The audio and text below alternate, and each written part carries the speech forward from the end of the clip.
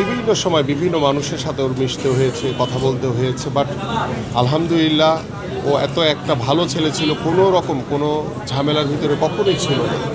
কিন্তু জানি না যে কেন এই নির্মম এই হত্যাকাণ্ড, এবং আমি দৃঢ়ভাবে আশা করি যে আমাদের প্রশাসন এবং আমাদের যারা কর্তব্যরত যারা রয়েছেন, এই নির্মম হত্যাকাণ্ডের বিচার আমরা সবাই চাই।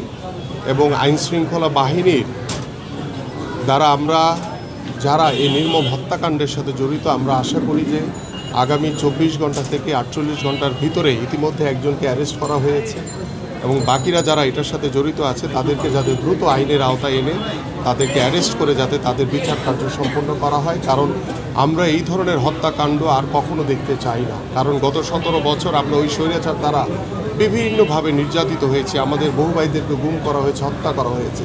আজকে যখন দেশের পরিস্থিতি আমরা একটি গণতন্ত্রের পথে যাচ্ছি, সেই গণতন্ত্রকে বিঘ্ন ঘটানোর জন্য আজকে একটি কুচক্রী মহল এই ধরনের নির্মম যে হত্যাকাণ্ড ঘটিয়েছে, আমরা এটার তীব্র নিন্দা জানাই।